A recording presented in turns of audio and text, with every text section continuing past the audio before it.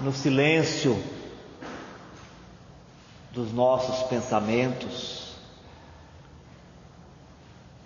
no silêncio que fazemos, diminuindo as exigências, os caprichos, podemos sentir a presença de Deus em nossas vidas, como a luz que nos alimenta, o sustentáculo que nos apoia desde o mínimo detalhe até as construções grandiosas das nossas existências. Deus é a força criadora, é o influxo que nos leva para a frente e para o alto, e na sua criação não existe a pequenez, não existe a miséria, não existe o monótono. Quanto mais avança o espírito, mais descobertas, ideias novas e compromissos a serem abraçados, estimulando, motivando, engrandecendo. Nesta noite em que nos apresentamos mais uma vez nesta casa, com gratidão pela saúde, pela harmonia, pela paz, é ao Senhor da vida que queremos nos ligar, lembrando os dizeres das Escrituras tão antigas na terra: tudo posso naquele que me fortalece. Cada criatura é um raminho e Ele é o tronco por onde corre a seiva da vida. Enquanto estivermos ligados, seremos alimentados da sua substância divina, preciosa, e nada nos faltará. É isso que nós buscamos, Senhor,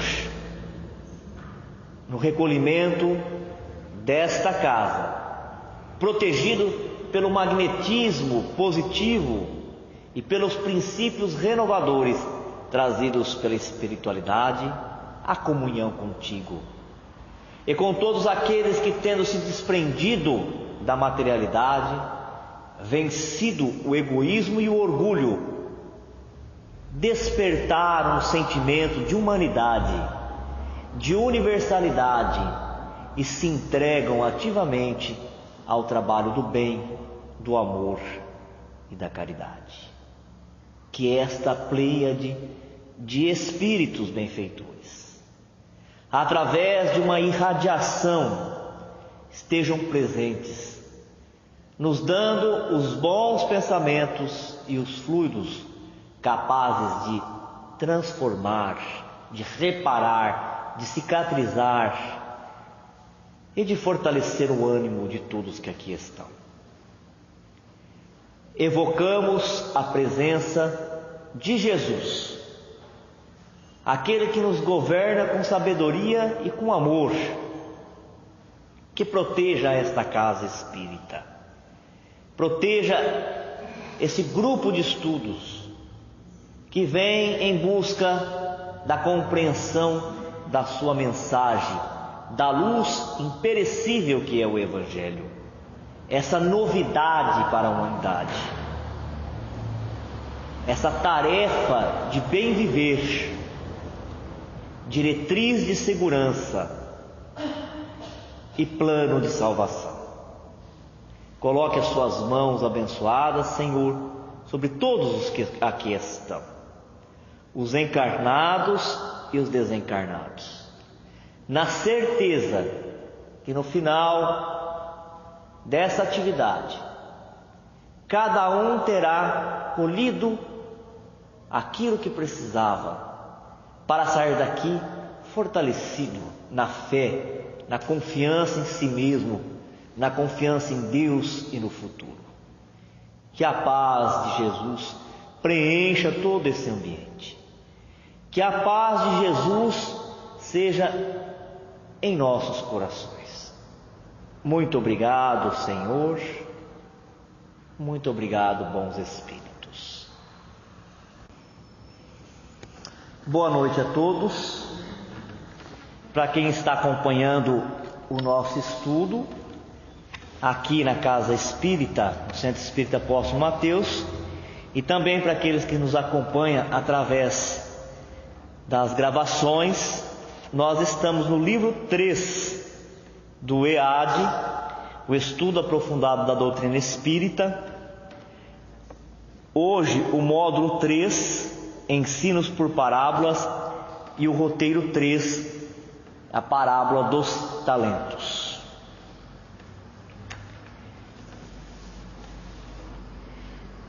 Essa parábola, ela tem algumas interpretações, alguns estudos já realizados.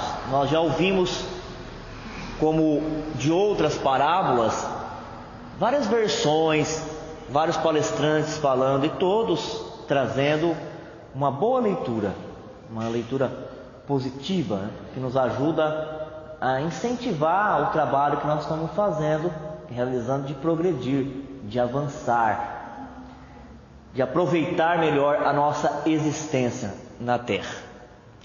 Hoje, aqui através desse material, as interpretações elas vão vir com uma grande colaboração do Espírito, o irmão X, e daqueles que são espíritas há um bom tempo, é bem conhecido, e daqueles que estão chegando, muitas vezes eles nos perguntam: quem que é esse espírito, o irmão X? O irmão X é o espírito Humberto de Campos.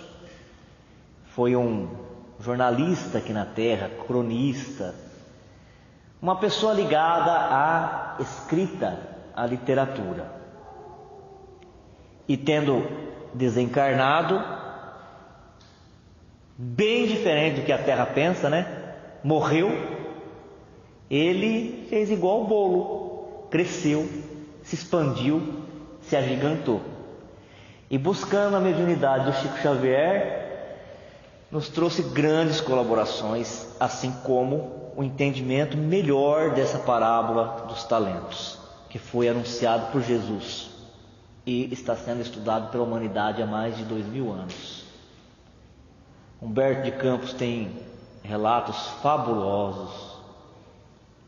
No segundo e terceiro livro, no terceiro e no quarto livro que o Chico Xavier psicografa na ordem cronológica do tempo, ele traz algumas crônicas espetaculares. Com certeza, nos outros deve ter trazido também. Foi o autor do Boa Nova. Há pouco tempo nós viemos substituir a Dalvina na quinta-feira e nós fizemos um estudo, uma leitura rápida do último capítulo do Boa Nova. Falava de Maria, e mandamos para a gravação e distribuímos, e o pessoal todo veio perguntar: da onde que é que nós encontramos aquela versão do trabalho de Maria? É de Humberto de Campos com o Chico Xavier. Brasil, Coração do Mundo, Pátria do Evangelho, um livro espetacular que fala da transposição do trabalho evangélico de Jesus, que estava na Palestina, para o Brasil, mostrando todo o esforço que a espiritualidade fez para reencarnar os elementos aqui, que teriam condições de divulgar, de espalhar o Evangelho através dos seus exemplos, da sua dedicação, é do Humberto de Campos. E nesse terceiro e quarto livro, se eu não me falha a memória, porque não sou bom de guardar nome de livro, Palavras do Infinito, Crônicas do Além-Túmulo, ele explica para a gente como é que ele tem acesso a tanta informação. Ele vai fazer pesquisa na espiritualidade. Lá existem bibliotecas como tem aqui. Isso nós vimos no livro de André Luiz, né? Eles vão lá, acessam a biblioteca, mas não é só em livros. É uma tecnologia parecida com filmes. Eles então acessam. Hoje a gente tem a internet, é mais fácil de comparar com a internet. Acessam aquilo e os personagens saltam como feixes de luz, como se eles estivessem vivendo aquela situação naquele tempo, naquela hora. E aí o pesquisador, ele é capaz de ver, assim como a gente vê o filme na tela, só que a tela é plana, os personagens saltam, né, no espaço, na atmosfera, e começam como um holograma a viver, a ter os diálogos, a ter os conflitos, a travar situações, enriquecendo a memória, a imaginação do estudioso, do estudante. Mas muitas vezes ele foi entrevistar os personagens que participaram dos eventos. Não é o assunto aqui, é só para falar como vale a pena buscar o que trouxe na obra o irmão X, ou Humberto de Campos, que é a mesma coisa. Então a gente vai falar de como é que ele trabalhava, para instigar mesmo, a gente ter vontade de conhecer mais sobre ele, sobre o trabalho que ele fez. Então ele fala que muitas vezes ele ia entrevistar, no caso do Judas Iscariotes. A gente, por tradição, ouviu muita coisa do Judas Iscariotes, né? O que nós temos de maneira oficial na religião é o que está na Bíblia, na Boa Nova, no Novo Testamento. Mas ele fala que de vez em quando aqueles espíritos que passaram pela terra e já conseguiram superar, evoluir, quando a terra comemora ou ela está passando por momentos que relembram aqueles fatos históricos, por exemplo, na questão do Judas, quando a terra aqui, pelas religiões que nós temos, tem um grande número de adeptos, eles comemoram a paixão de Cristo, eles relembram todas as estações que o Cristo passou até a crucificação. Os personagens envolvidos, eles voltam àquele território para pensar, para refletir no que eles fizeram, nas falhas que eles tiveram e nas lutas que eles tiveram depois, nas outras encarnações, para poder ascender, subir. Então diz Humberto de Campos que nessa época da paixão de Cristo, quando as religiões fazem as atividades dela aqui, ele retornou à crosta terrestre, já em espírito, e foi em Jerusalém, foi na Palestina, e aí então ele encontrou um homem, um espírito que estava sentado numa rocha, de maneira introspecta, reflexiva, olhando para o horizonte. E aí ele perguntou para um outro que estava perto dele: será que eu estou vendo bem? Eu estou reconhecendo bem? Quem que é? Seria esse homem que está aí? O que a Bíblia apresenta, o Evangelho apresenta como Judas Iscariotes? E aí o que estava próximo dele disse: é sim, é o Judas Iscariotes. De vez em quando, os espíritos que passaram pela terra e já ascenderam, cresceram, eles voltam no mesmo cenário onde eles viveram, para fazer uma retrospectiva de tudo que eles passaram, para ver os pontos que colaboraram com o crescimento, para ver as falhas. E aí ele falou: será que eu posso chegar perto dele? Ele falou: pode chegar perto dele sim. Aí ele se aproxima e foi acolhido de maneira carismática, né? De maneira acolhedora pelo Judas, e ele pergunta para o Judas: eu posso fazer né, uma entrevista? Pode sim.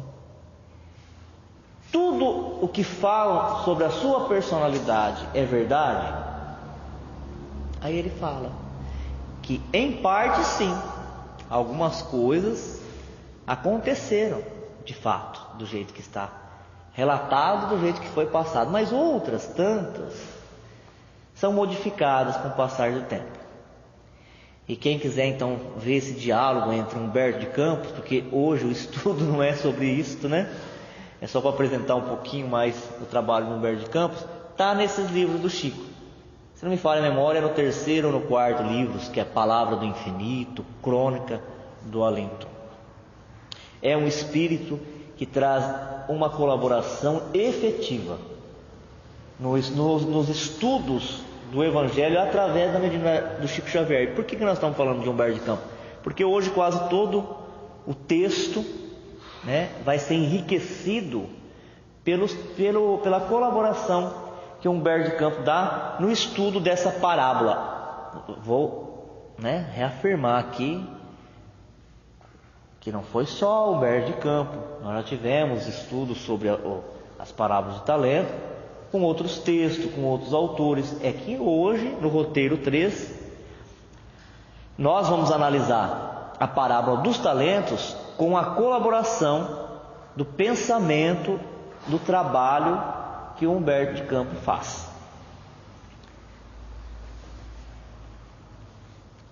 Para Allan Kardec, no Evangelho segundo o Espiritismo, os talentos, capítulo 16, item 7, os talentos são benefícios concedidos por Deus à humanidade com a finalidade de fazê-la progredir material, intelectual e moralmente. Devem ser utilizados sob a forma de diferentes tipos de trabalhos e esforços que cabe ao homem desenvolver. A atividade que esses mesmos trabalhos impõem lhe amplia e desenvolve a inteligência. E essa inteligência que ele concentra, primeiro na satisfação das necessidades materiais, o ajudará mais tarde a compreender as grandes verdades morais. Allan Kardec. Por isso que o Chico sempre falava, né? Para a gente não criticar ninguém, não criticar o comportamento de ninguém, e é difícil a gente não fazer isso, né? Não criticar o estilo de vida de ninguém, policiar cada um, policiar a si mesmo, para ser feliz, né? Para conquistar encarnações melhores, mas os outros deixar fazer. Por quê? Dentro do plano de evolução que Deus colocou para todos os espíritos, não é nada perdido. Olha o que o Allan Kardec fala. Os talentos, eles são virtudes, qualidades que todos deverão desenvolver, todos. Seja no campo da inteligência, no campo da moral, espiritual. Todos. Acontece que a primeira coisa que chama a atenção do homem, através da inteligência, é a satisfação material.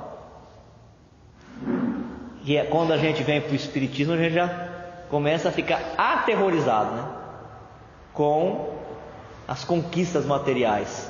E a gente tem medo de se perder espiritualmente por causa das conquistas materiais.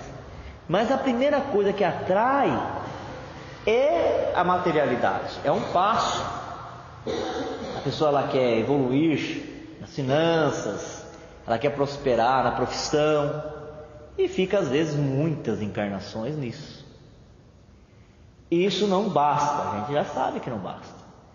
Mas através dessa busca, ele começa a desenvolver os outros talentos. Então a parábola ela vai construindo esse caminho de evolução, e o homem é atraído primeiro pela parte material, e depois ele vai tendo um polimento da parte espiritual, da parte moral, da parte intelectual. Então, para Allan Kardec, os talentos, eles são os benefícios concedidos por Deus. Deus oferece um benefício no primeiro momento. E depois cada um, per si, vai conquistar outros tantos a partir daquele que Deus conferiu, e Deus deu. A parábola, ela trata da distribuição feita por Deus de 8 talentos entre os 3 servidores. O primeiro servo recebeu 5 concessões divinas. O segundo recebeu 3. E o terceiro recebeu 1. E aí depois nós vamos ver qual é a versão que Humberto de Campos dá, porque nos alguns livros que ele escreve junto com o Chico, ele nomeia os talentos, né? Porque lá no Evangelho não está falando quais são os talentos. Fala que Deus deu a um 5 talentos, a outro 3 talentos, a outro 1 talento. Talento na época de Jesus era dinheiro, né? Tinha um valor, assim como nós temos estudado aqui qual foi o outro moeda que nós estudamos há pouco tempo? Denário, né? Denário, talentos, eram o dinheiro da época, cada um tinha um valor específico. Então, no Evangelho a gente vê como dinheiro. E aqui o Humberto de Campos, na interpretação dele, ele vai colocar o que seria em termos de virtudes, os 5 talentos, que seria em termos de virtude, os 3 talentos, que seriam em termos de virtude, 1 talento. Mas me ocorreu uma coisa tão diferente aqui, quando eu lia esse texto de Humberto de Campos, dado a situação que nós estamos vivendo no nosso país e até no nosso planeta. Porque nas questões políticas e nas questões sociais, o nosso planeta, o nosso país, dá para ver melhor pela imprensa, ele está polarizado. Está havendo uma queda de braço, vocês percebem? Entre 2 grupos. Grupos, quando eu falo, pensamentos. Nem estou falando mais de partido, de bandeira política no sentido partidário. Estou falando de política no sentido de entender, pensar, compreender, achar pontos de vista. Está havendo uma queda de braço. E essa queda de braço, ela está tomando conta de todos os espaços, né? Não só das câmaras municipais, que são espaços de conversa, de diálogo, de debate público, mas qualquer lugar que tenha. Se tem um evento, uma festa numa praça, logo 2 grupos começam ali já se confrontar entre as ideias. Colocam arte no museu, aquilo já vira um confronto de debate, e a gente percebe claramente, e vai crescendo, que tem 2 grupos que pensam diferente e que estão disputando a hegemonia. Qual ideia vai dominar, vai prevalecer, para que depois o país possa se orientar, se direcionar a partir dessa ideia. Uns falam que é esquerda, outros direita, né? Eu sou de direita, eu sou de esquerda. Um artista vai fazer uma música hoje no festival de música, já vira essa disputa, né? Olha, aquela artista pela letra da música, ela é de direita, aí recebe aplausos de quem é de direita, crítica de quem é de esquerda, aí o outro vai, faz uma letra de música. Então a gente pensa, o que a doutrina espírita ela nos ensina? Não como querer sequestrar o pensamento, o livre-arbítrio do outro e dar a linha de seguimento, mas nos ensinando a pensar em relação a talento, quando a gente pensa em evolução de cada espírito. Será que é possível dividir todos os bens materiais da terra de forma igual, como queiram alguns? É possível fazer isso? neste momento, não é possível. Não é a lei da natureza, né? A lei da natureza é a lei de que quem planta, colhe. Quem acorda mais cedo e sai plantando, colhe mais. Não é verdade? Então tem coisas que só estão na cabeça da gente, como sonho, mas não são praticáveis. O Livro dos Espíritos, ele dá um exemplo de um bolo. Se nós fizermos um bolo e fatiar esse bolo em pedaços iguais e distribuir de forma igual para cada um, de manhã, à noite nós já não teremos mais, cada um com a sua parte. Porque existe aqueles que se esforçam, aquele que trabalha, aquele que dedica-se. E existe aquele que se acomoda, que tem preguiça, que tem ociosidade. Deus respeita todos. Mas existe consequências, existe desdobramento das coisas que a gente faz. Então, daqui a pouquinho, um vai estar falando assim, ó: você não faz a minha parte, que aí eu te dou um pedaço do meu pedaço para você? Surge o pagamento. E aquele que tinha um ficou com metade no final do dia. E aquele que tinha um e fez o trabalho pelo outro, tem o seu um pedaço e mais uma meia parte daquele que não quis fazer o trabalho e quis remunerar.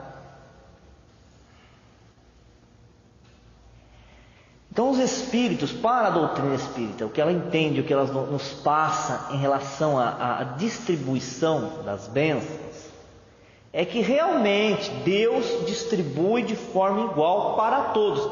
Mas não é o problema do dar, do distribuir. O problema é do receber. Cada vez que o espírito amplia as suas possibilidades, ele cresce, ele avança, ele se habilita mais para receber. Deus é como um sol, fica mais fácil, né? Que às 6 horas se põe e distribui luz e calor para todos de forma igual. De forma igual. Mas cada espécie na Terra consegue colher de acordo com a estrutura do seu corpo e do lugar onde ele se posiciona a luz e o calor de forma diferente. É verdade ou não é? E assim também é com os homens. Deus é a fonte abundante que jorra sem parar, indistintamente, para os bons, para os maus, para os justos, para os injustos, para os ignorantes, para os sábios. A questão é de como nós estamos nos preparando, desenvolvendo o nosso mundo íntimo, a nossa consciência, a nossa compreensão, para poder colher o que é dado e multiplicar as bênçãos que são dadas. É aí que está a diferença de um para o outro. Aquele que consegue colher, ele multiplica os seus dons, multiplica os seus talentos. Quando os espíritos evoluem e vão para um plano superior, ali eles se aglomeram, se reúnem por afinidade. No mundo físico, nós estamos todos misturados. Aqueles que querem o bem, aqueles que não querem, aqueles que são esforçados, que trabalham, aqueles que buscam a comodidade. Todos estão. Então a desigualdade nunca vai estar em Deus, né? Vai estar sempre na atitude, no comportamento de cada pessoa, de como ela aproveita melhor. Mas vamos ver aqui o texto. É um texto que está no Evangelho de Mateus. Ele está no capítulo 25, nos versículos que vão de 14 até 30. Porque isto é também como um homem que, partindo para fora da terra, chamou os seus servos e entregou-lhes os seus bens. E a um deu 5 talentos, e a outro 2, e a outro 1, e cada um segundo a sua capacidade, e ausentou-se logo para longe. E tendo ele partido, o que recebera 5 talentos, negociou com eles e granjeou outros 5 talentos. Da mesma sorte, o que recebera 2, granjeou também outros 2. Mas o que recebera 1 foi e cavou na terra e escondeu o dinheiro do seu senhor. E muito tempo depois veio o senhor daqueles servos e ajustou contas com eles. Então aproximou-se o que recebera 5 talentos e trouxe-lhe outros 5 talentos, dizendo: Senhor, entregaste-me 5 talentos. Eis aqui outros 5 talentos que ganhei com eles. E o seu senhor lhe disse: Bem está, servo bom e fiel. Sobre o pouco foste fiel, sobre muito te colocarei. Entra no gozo do teu senhor. E chegando também o que tinha recebido 2 talentos, disse: Senhor, entregaste-me 2 talentos. Eis que com eles ganhei outros 2 talentos. Disse-lhe o Senhor: Bem está, bom e fiel servo. Sobre o pouco foste fiel, sobre muito te colocarei. Entra no gozo do seu Senhor. Mas chegando também o que recebera 1 talento, disse: Senhor, eu conhecia-te que és um homem duro, que ceifas onde não semeaste, e ajuntas onde não espalhaste. E atemorizado, escondi na terra o teu talento. Aqui tens o que é teu. Respondendo, porém, o seu senhor disse-lhe: Mau e negligente servo, sabes que ceifo onde não semeei e ajunto onde não espalhei. Devias então ter dado o meu dinheiro aos banqueiros, e quando eu viesse, receberia o que é meu com os juros.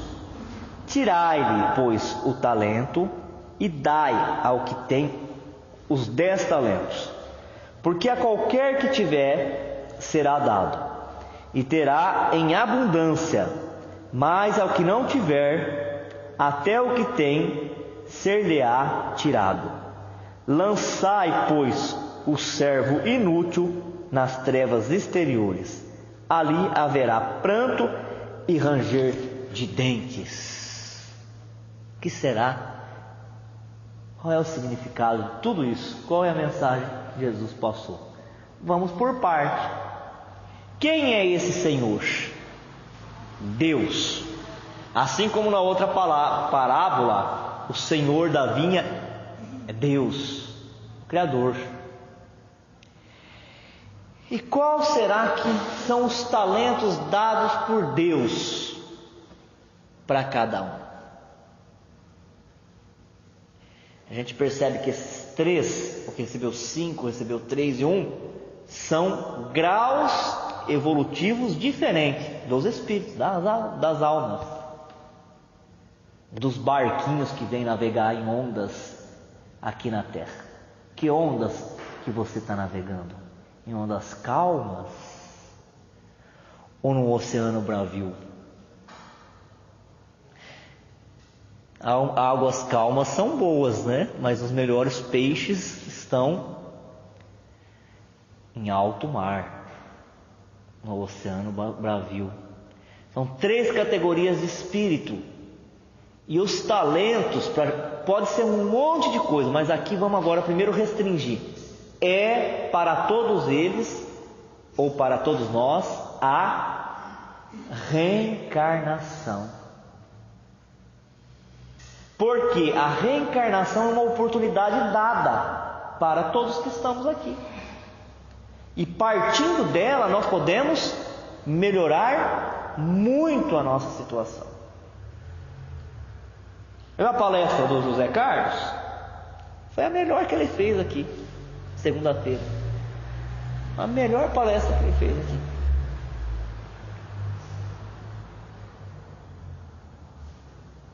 Nós podemos melhorar muito na reencarnação, partindo do que nós já recebemos, que foi dado. Todos nós temos um programa de reencarnação. Então a questão não é da gente se comparar com o outro e falar, mas o outro está fazendo isso, eu não estou fazendo, e se frustrar. Não é isso. É de compreender o que veio fazer. O que veio fazer, o que estava programado. E quanta desculpa que nós inventamos para não fazer. Nós justificamos o que nós não fazemos e justificamos até os dos outros. Porque é jovem, é muito jovem. Porque é de meia idade, é porque é de meia idade. Você não estudou, é porque está estudando. Você já estudou, é porque tem que arrumar um bom serviço. Se arrumou um bom serviço, é porque tem que ser o chefe no serviço. E seu empregado não está bom. E a encarnação é como uma vela. Alguns é aquelas velas que a gente levava na Aparecida, lembra? Gigante.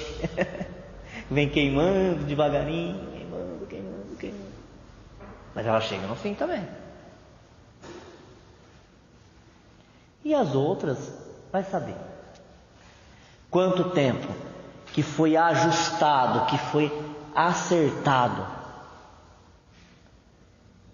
Mas nós temos que entender aqui 3 situações.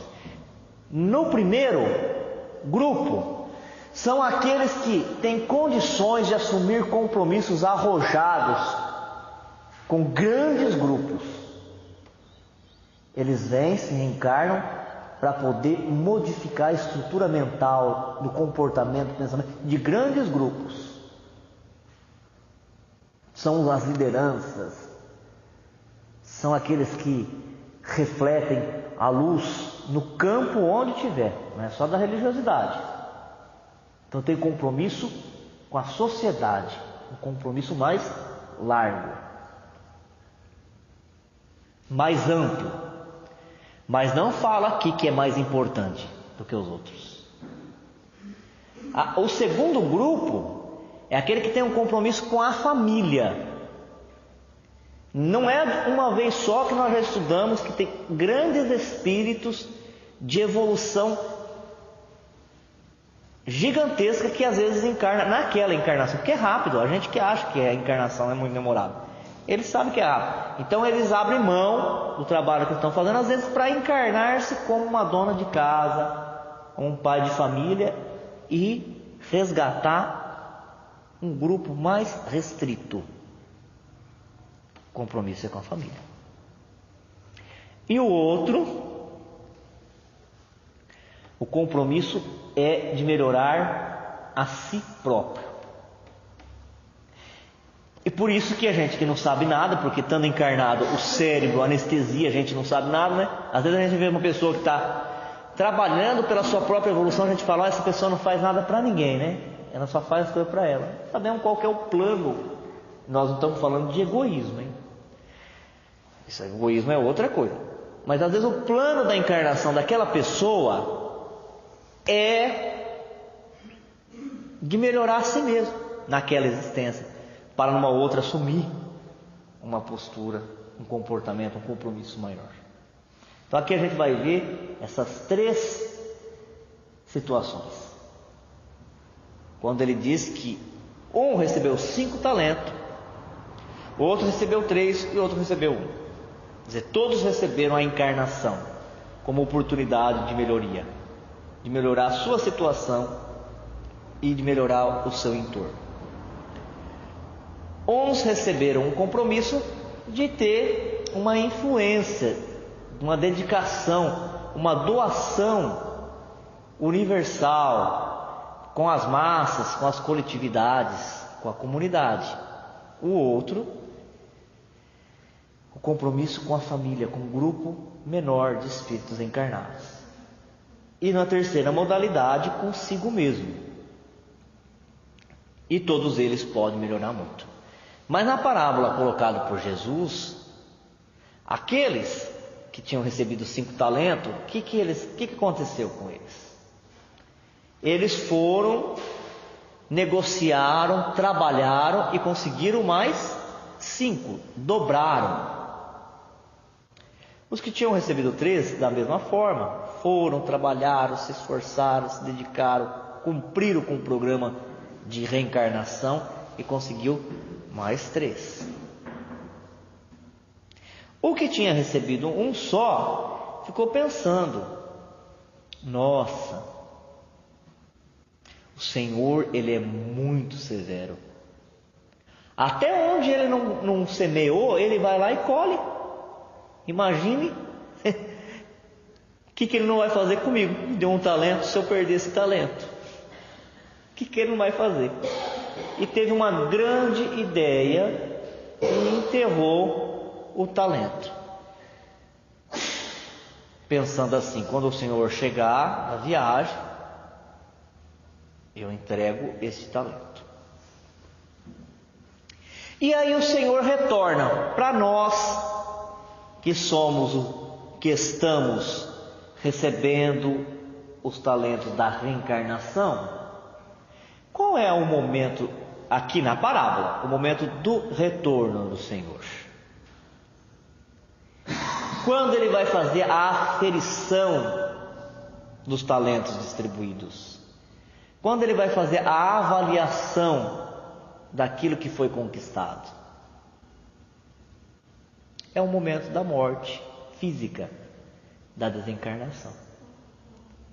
Na desencarnação, cada espírito que reencarnou-se com aquele programa, sabendo que tinha que encontrar pessoas, elas também seriam reencarnadas, que iam formar projetos juntos, seja um projeto no âmbito familiar, no religioso, no científico, no artístico. Teve um tempo para pôr em prática o programa de encarnação, o projeto de vida. E na hora da morte é a hora da aferição. É a hora de ver realmente o que foi aproveitado, o que se conquistou naquela existência. E aqui coloca o Senhor, Deus, como aquele que castiga. Nós sabemos que Ele não castiga. A questão aqui não é do castigo. Aquele que recebeu 5, aquele que reencarnou-se e cumpriu com seus deveres, quais serão esses 5 que ele recebe de volta? Porque fala aqui que aí na hora da aferição, o Senhor, que é muito exigente, Ele vai tirar daquele que parecia ter, que não tinha, que tinha menos, e vai dar para aquele que tinha mais. Para o bom e fiel servidor, que recebeu pouco e multiplicou, Ele vai dar mais. E para aquele que tinha pouco e não foi um bom e fiel servidor e enterrou as oportunidades, Ele vai tirar até aquilo que ele não tinha, porque aquele que ele tinha era dele. Era de quem? Era de Deus. Foi concedido, ele não conquistou. Mas aqui nós não podemos entender que é Deus naquela postura de ficar olhando o que se faz e castigando depois. Não é isso. São as leis que existem na natureza, no universo. Cada um com seu livre-arbítrio, com a sua oportunidade de reencarnação, fez o seu trabalho.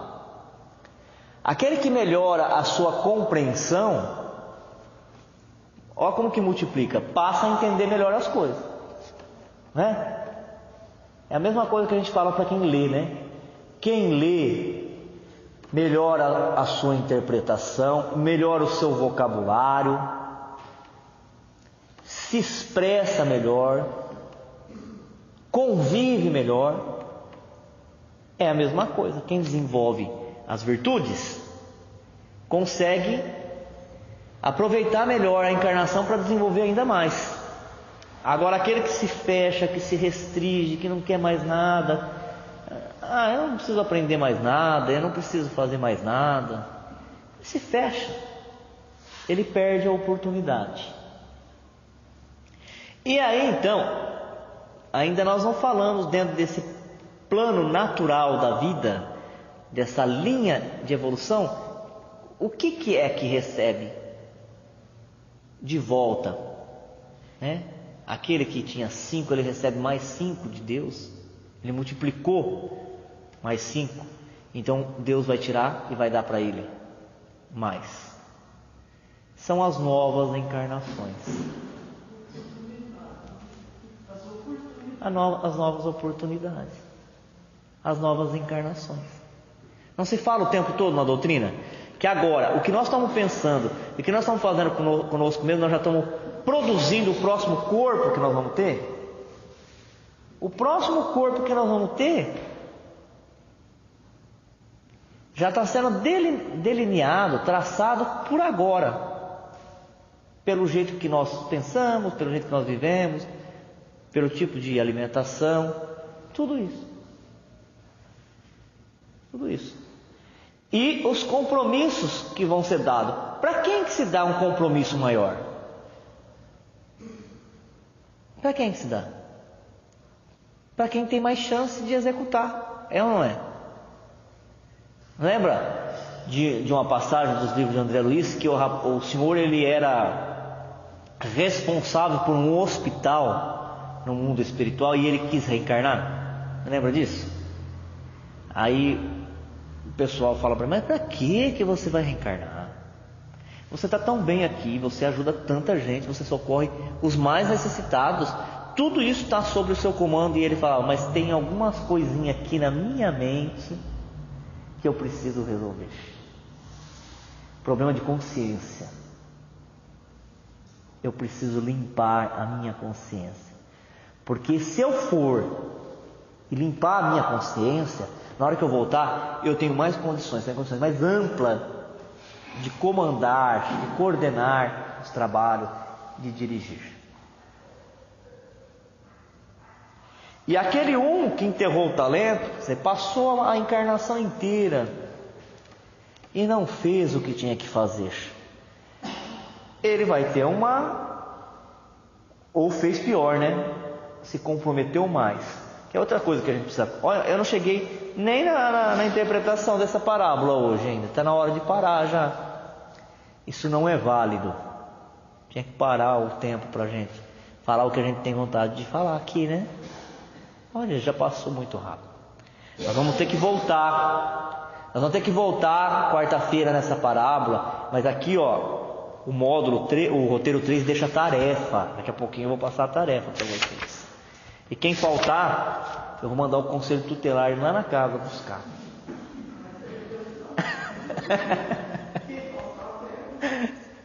Ai, ai. Então aqui, o que enterrou o talento... o que eu ia falar, já ia esquecendo. Estou já na idade de ter que escrever no papelzinho, porque senão eu vou perdendo.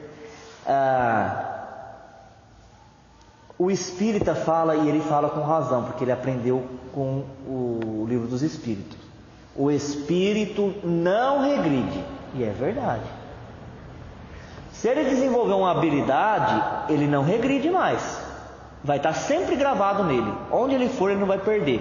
só que ele pode se tornar mais endividado. Isso que não se fala. Mais endividado. Eu posso sair lá do mundo espiritual com um programa de reencarnação. O que eu aprendi no campo da inteligência, das competências, isso eu não perco mais. Mas eu venho para realizar um trabalho e eu desperdiço os dons de vida e começo a prejudicar os outros, fazer pior. Além de não fazer o que eu tenho que fazer, eu desviar o trabalho que eu estou fazendo, eu volto mais endividado para o mundo espiritual, mais dívida. Aí eu estaciono, não regride, mas eu estaciono no ponto que eu parei, e enquanto eu não pagar toda aquela dívida, eu não volto a progredir. Por isso que os espíritos tremem antes de encarnar, porque a vida na Terra é uma aventura, é uma oportunidade bendita, mas é uma aventura. Nós podemos sair daqui e sermos recebidos por hinos e hossanas, mas nós podemos sair também da encarnação de forma desastrosa. Por isso que o Cristo falou: vigiai e orai, todos os dias e todo momento, para não sair da linha. Então esse daqui que enterrou o talento é aquele que vai ter uma encarnação de expiação. As expiações dolorosas, que depois comove todas as pessoas, né, que estão próximas. Fala: nossa, como que essa pessoa sofre. Fica todo mundo comovido. Fica todo mundo comovido. Olha como aquela pessoa sofre, que dificuldade. De fato sofre mesmo, mas é consequência das encarnações anteriores.